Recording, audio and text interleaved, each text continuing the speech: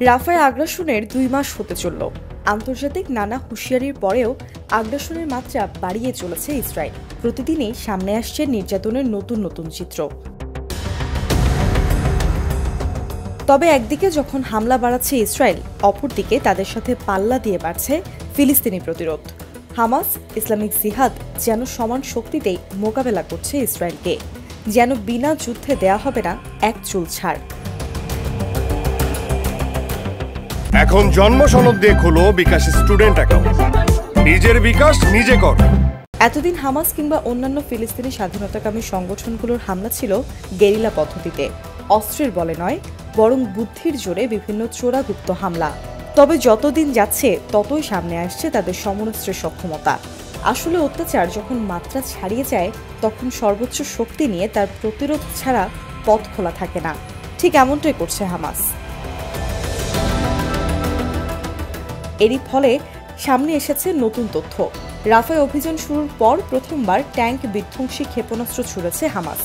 যুদ্ধের 8 মাসে খুব কমই দেখা মিলেছে এমন ঘটনার। মাঝারি আকৃতির বিধ্বংসী অস্ত্র হিসেবে পরিচিত এসব অ্যান্টি ট্যাঙ্ক গাইডেড মিসাইল বা ATCAM। মূলত এটি এমন একটি ক্ষেপণাস্ত্র যা দিয়ে উড়িয়ে দেওয়া যায় শক্তিশালী ট্যাঙ্কেও। দ্বিতীয় বিশ্বযুদ্ধে প্রথমবার সামনে আসে এ ধরনের অস্ত্র। তবে খুব বেশি দামি হওয়ায় খুব বুঝে শুনে করা হয় এর ব্যবহার। সাধারণত এসব ক্ষেপণাস্ত্রের এক একটি হামলায় খরচ হতে পারে গড়ে $10,000 বেশি। কাজেই যুদ্ধ বিধ্বস্ত গাজা উপত্যকায় এ ধরনের মরণাস্ত্রের ব্যবহার দেখে পিলে চমকে গেছে নেতানিয়াহুর।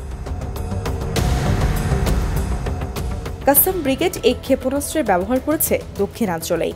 আল জারাব অঞ্চলে ইসরায়েলি সামরিক যানে হামলা করা হয় এই ক্ষেপণাস্ত্র দিয়ে। মুহূর্তেই আগুন ধরে যায় যানটিতে, চোখের নিমিষে পুড়ে ছাই। অথচ ওফেক নামে এসব ইসরায়েলি যানগুলো ছিল অত্যাধুনিক ক্ষমতা সম্পন্ন।